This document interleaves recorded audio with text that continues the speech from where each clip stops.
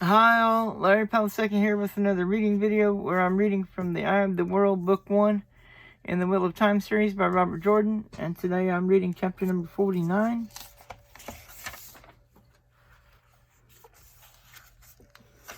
Chapter 49, The Dark One Stirs.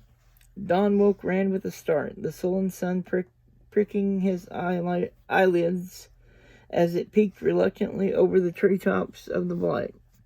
Even so early, heat covered the spoiled lands in a heavy blanket.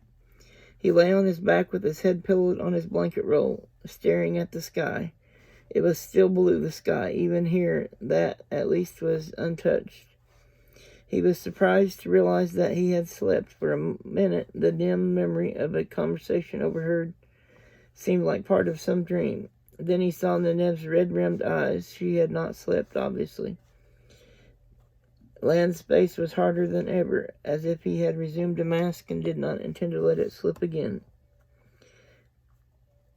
Egwene went over and crouched beside the wisdom, her face concerned. He could not make out what they said. Egwene spoke, and Nenev shook her head. Egwene said something else, and the wisdom waved her away dismissively. Instead of going, Egwene bent her head closer, and for a few minutes the two women talked even more softly, with Nenev still shaking her head. The wisdom ended it with a laugh, hugging Egwene, and by her expression making soothing talk. When Egwene stood, though, she glared at the warder. Land did not seem to notice. He did not look in Nenev's direction at all. Shaking his head, Rand gathered his things and gave his hands and face and teeth a hasty wash with the little water Land allowed for such things. He wondered if women had a way of reading men's minds. It was an unsettling thought. All women are Aes Sedai.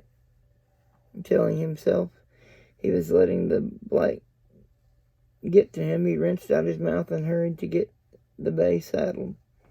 It was more than a little disconcerting having the campsite disappear before he reached the horses.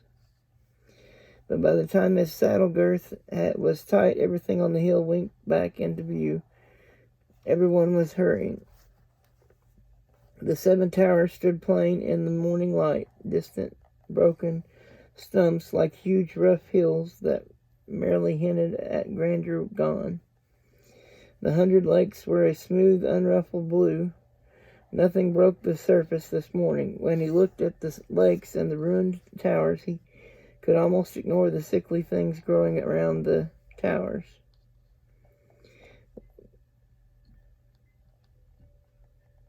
He could almost ignore the sickly things growing around the hill. Land did not seem to be avoiding looking at the towers any more than he seemed to be avoiding Nenev. But somehow he never did, as he concentrated on getting them ready to go. After the wicker panniers were fastened on the pack horse, after every scrap and smudge and track were gone, and everyone else was mounted, the Aes Sedai stood in the middle of the hilltop, with her eyes closed, not even seeming to breathe. Nothing happened that Rand could see, except that Nenev and Egwene both shivered despite the heat and rubbed their arms briskly. Egwene's hands suddenly froze on her arms, and she opened her mouth, staring at the wisdom. Before she could speak, Nenev also ceased her rubbing and gave her a sharp look. The two women looked at one another, then Egwene nodded and grinned, and after a moment Nenev did too, though her smile was only half-hearted. Rand scrubbed his fingers through his hair, already more damp with sweat than with the water he had splashed in his face. He was sure that was something in the silent exchange that he should understand, but that feather-like brush across his mind vanished before he could grasp it. "What are we waiting for?" Mat demanded, the low band of his scarf across his forehead. He had his bow across the pommel of his saddle with an arrow nocked, and his quiver pulled around on his belt for an easy reach. Moraine opened her eyes and started down the hill. "For me to remove the last vestige of what I did here last night. The residues would have dissipated on their own in a day, but I will not take any risk I can avoid now. We are too close, and the shadow is too strong here, Land." The warder only waited for her to settle in out of the saddle before he led them north toward the mountains of doom, looming in the near distance. Even under the sunrise, the peaks rose black and lifeless, like jagged teeth. In a wall they stretched east and west as far as the eye could see. "Will we reach the eye today?" Moraine said. Egwin asked. The Aes Sedai gave Loel a sidelong look. "I hope that we will. When I found it before, it was just the other side of the mountains, at the foot of the high passes." "He says it moves," Matt said, nodding at Lowell. "What if it isn't where you expect?" "Then we will continue to hunt until we do find it. The green man senses need, and there can be no need greater than ours. Our need is the hope of the world." As the mountains drew closer, so did the true blight. Where a leaf had been spotted black and mottled yellow before, now foliage fell wetly while he watched, breaking apart from the weight of its own corruption. The trees themselves were tortured, crippled things, twisted branches clawing at the sky as if begging mercy from some power that refused to hear. Ooze slid like pus from the bark, cracked and split. Pus from bark cracked and split. As if nothing truly solid was left to them, the trees seemed to tremble from the passage of the horses over the ground. "Looks as if they want to grab us," Matt said nervously. Nenev gave him an exasperated, scornful look, and he added fiercely, "Well, they do look it. And some of them do want it," the Aes Sedai said. Her eyes over her shoulder were harder than Lan's for an instant. "But they want no part of what I am, and my presence protects you." Matt laughed uneasily, as if he thought it a joke on her part. Ren was not so sure this was the blight after all, but trees don't move. Why would a tree grab a man even if it could? We're imagining things, and she's just trying to keep us alert. Abruptly he stared off to his left into the forest. That tree, not 20 paces away, had trembled, and it was none of his imagination. He could not say what kind it was, or had been, so gnarled and tormented was its shape. As he watched, the tree suddenly whipped back and forth again, then bent down, flailing at the ground. Something screamed. Shrill and piercing, this tree sprang back straight, its limbs entwined around a dark mass that writhed and spat and screamed.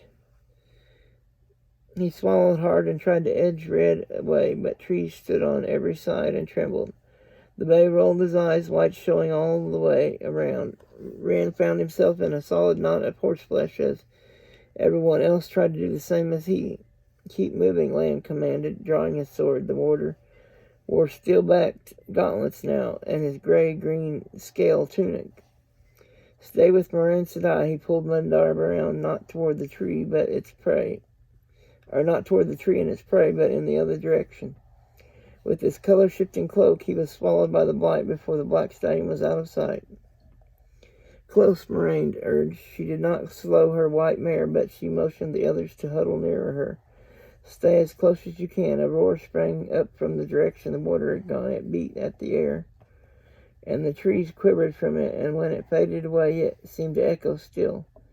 Again the roar came, filled with rage and death. "Lan," Nenev said. The awful sound cut her off, but there was a new note in it, fear. Abruptly it was gone. "Lan can look after himself," Moraine said. "Ride, wisdom." From out of the trees the warder appeared, holding a sword well clear of himself and his mount. Black blood stained the blade, and steam rose from it. Carefully Lan wiped the blade clean with a cloth he took from his saddlebags, examining the steel to make sure he had gotten every spot. When he dropped the cloth, it fell apart before it reached the ground. Even the fragments dissolved.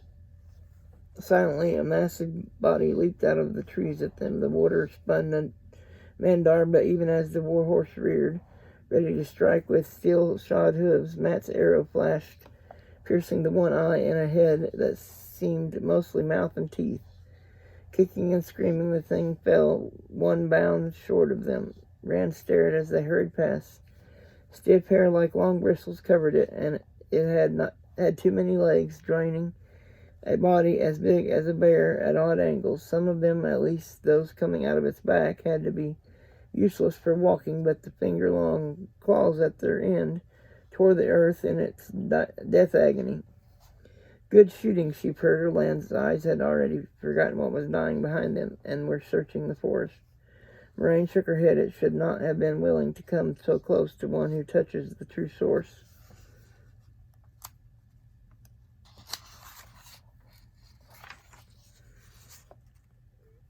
Agilmar said the blight stirs, Lan said. Perhaps the blight also knows a web is forming in the pattern.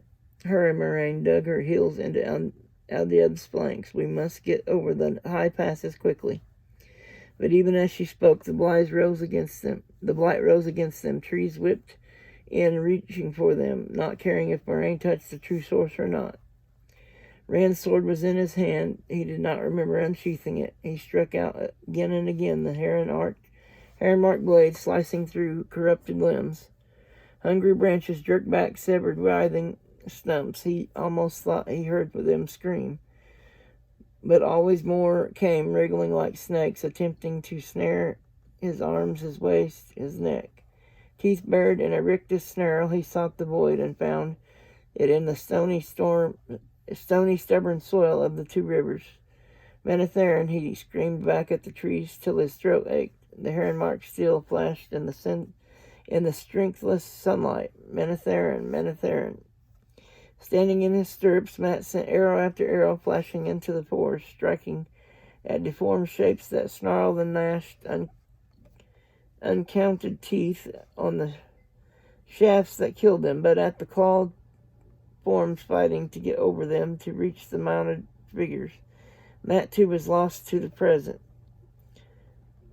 Karayan Kaldazar, he shouted as he drew fletching to cheek and loosed Karayan Alisande,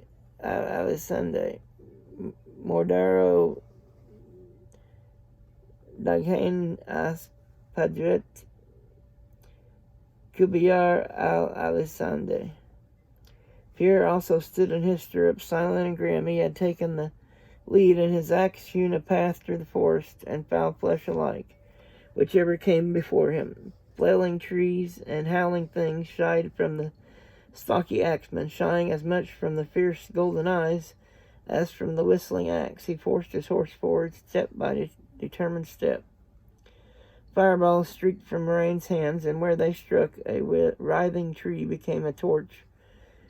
A toothed shape shrieked and beat with human hands, rent its own flaming flesh with fierce claws until it died. Again and again the warder took Mandarb into the trees, his blade and gauntlets dripping with blood that bubbled and steamed. When he came back down, more often than not, there were gashes in his armor, bleeding gashes in his flesh, and his warhorse stumbled and bled too. Each time the Aes Sedai paused to lay her hands on the wounds, and when she took them away, only the blood was left on unmarked flesh. I light signal fires for the half-men, she said bitterly. Press on, press on. They made their way at one slow pace at a time. If the trees had not struck into the mass of attacking flesh as much as at the humans, if the creatures no two alike had not fought the trees and one another as much as to reach them, Rand was sure they would have been overwhelmed. He was not certain it would not happen still. Then a fluting cry arose behind them, distant and thin. It cut through the snarling from the denizens of the blight around them.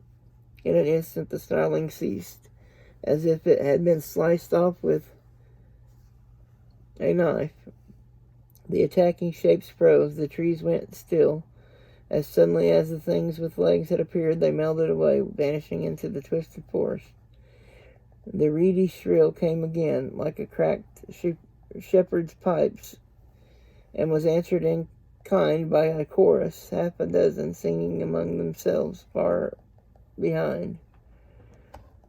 Worms, Lance said grimly, bringing a moan from Lowell. They've given us a respite if we have time to use it. His eyes were measuring the distance yet to the mountains. Few things in the blight will face a worm, can it be avoided. He dug his heels into Mandarb's flanks. Ride, the whole party plunged after him through the blight that suddenly seemed truly dead, except for the piping behind. They were scared off by the worms, Matt said incredulously. He was bouncing in his saddle, trying to sling his bow across his back. A worm. There was a sharp difference in the way the warder said it from the way Matt had. Can kill a fade if the fade hasn't the Dark One's own luck with it. We have an entire pack on our trail. Ride. The dark peaks were closer now. An hour, Rand estimated at the pace the warder was setting. Won't the worms follow us into the mountains? Egwin asked breathlessly, and Lan gave a sharp laugh. They won't. Worms are afraid of what lives in the high passes. Loyal moaned again. Rand wished the Ogier would stop doing that. He was well aware that Loyal knew more about the blight than any of them except Lan, even if it was from reading books in the safety of a steading. But why does he have to keep reminding me that there's worse yet than we've seen? The blight flowed past, weeds and grass splashing rotten under galloping hooves. Trees of the kinds that had earlier attacked did not so much as twitch, even when they rode directly under the twisted branches. The mountains of doom filled the sky ahead, black and bleak, and almost near enough to touch, it seemed. The piping came both sharp and clear, and there were squishing sounds behind them, louder than the things crushed under hooves, too loud, as if half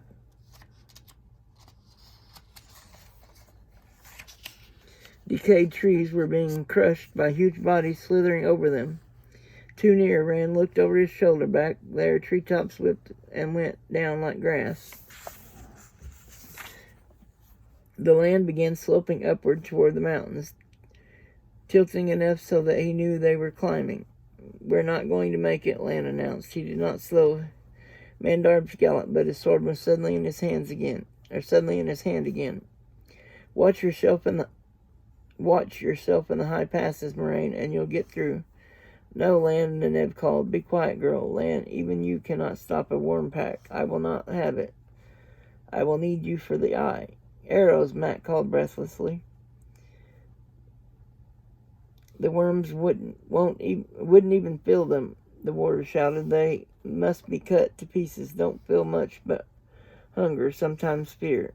Clinging to his saddle with a death grip, Rand shrugged, trying to loosen the tightness in his shoulders. His whole chest felt tight until he could hardly breathe, and his skin stung in hot pinpricks. The blight had turned to foothills. He could see the route they must climb once they reached the mountains, the twisting path and the high pass beyond, like an axe blow cleaving into the black stone. Light, what's up ahead that can scare what's behind? Light, help me. I've never been so afraid. I don't want to go any further, no further. Seeking the flame and the void, he railed at himself. Fool, you frightened, cowardly fool. You can't stay here and you can't go back. Are you going to leave Egwin to face it alone? The void eluded him, forming, then shivering into a thousand points of light, reforming and shattering again, each point burning into his bones until he quivered with the pain and thought he must burst open. Light, help me. I can't go on. Light, help me. He was gathering the bay's reins to turn back to face the worms or anything rather than what lay ahead, when the nature of the land changed. Between one slope of a hill and the next, between crest and peak, the blight was gone. Green leaves covered peacefully spreading branches.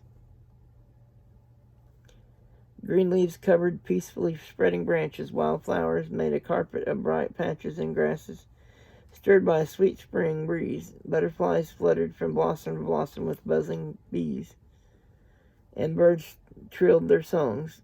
Gaping, he galloped on until he suddenly realized that Moraine and Lan and Lowell had stopped. The others too. Slowly he drew rein, his face frozen in astonishment. Egwin's eyes were about to come out of her head, and Nenev's jaw had dropped. We have reached safety, Moraine said. This is the Green Man's place, and the eye of the world is here. Nothing of the blight can enter here. I thought it was on the other side of the mountains, Rand mumbled. He could still see the peaks filling the northern horizon and the high passes. You said it was always beyond the passes. This place, said a deep voice from the trees, is always where it is. All that changes is where those who need it are. A figure stepped out of the foliage, a man shaped as much bigger than Lowell as the ogier was bigger than Rand, a man shaped of woven vines and leaves, green and growing. His hair was grass flowing to his shoulders, his eyes huge hazelnuts, his fingernails acorns, green leaves made his tunic and trousers, seamless bark his boots. Butterflies swirled around him, lighting on his fingers, his shoulders, his face. Only one thing spoiled the verdant perfection. A deep fissure ran up his cheek and temple, across the top of his head, and in that vines were brown and withered. The green man, Egwin whispered, and the scarred face smiled. For a moment it seemed as if the birds sang louder. Of course I am. Who else would be here? The hazelnut eyes regarded Lowell. It is good to see you, little brother. In the past, many of you came to visit me, but few of recent days. Lowell scrambled down from his big horse and bowed formally. You honor me, tree brother. Singuma Choshi Tingshin. Smiling, the green man put an arm around the ogier's shoulders. Alongside Lowell, he looked like a man beside a boy. There is no honoring, little brother. We will sing tree songs together and remember the great trees and the steading, and hold the longing at bay. He studied the others just now getting down from their horses, and his eyes lit on Perrin. A wolf brother, do the old times truly walk again then? Rand stared at Perrin. For his part, Perrin turned his horse so it was between him and the green man, and bent to check the girth. Rand was sure he just wanted to avoid the green man's searching gaze. Suddenly the green man spoke to Rand. Strange clothes you wear, child of the dragon. Has the wheel turned so far? Do the people of the dragon return to the first covenant? But you wear a sword. That is neither now nor then. Rand had to work moisture in his mouth before he could speak. I don't know what you're talking about. What do you mean? The green man touched the brown scar across his head. For a moment he seemed confused. I cannot say. My memories are torn and often fleeting, and much of what remains is like leaves visited by caterpillars. Yet I am sure Noah is gone. But you are welcome here. You, Moraine Sedai, are more than a surprise. When this place was made, it was made so that none could find it twice. How have you come here? Need, Moraine replied. My need, the world's need. Most of all is the world's need. We have come to see the eye of the world. The green man sighed, the wind sighing through thick-leaved branches. Then it has come again. That memory remains whole. The Dark One stirs. I have feared it. Every turning of years, the blight strives harder to come inside. And this turn, the struggle to keep it out has been greater than ever since the beginning. Come, I will take you. And that is the end of chapter 49. And I will be reading chapter 50 in my next video. And if you haven't already, I highly recommend that you watch the Wheel of Time series on Amazon Prime. And I want to thank everyone for watching. Please like and subscribe if you haven't already. And I will put my contact information in the description down below in case anyone wants to contact me or send me something.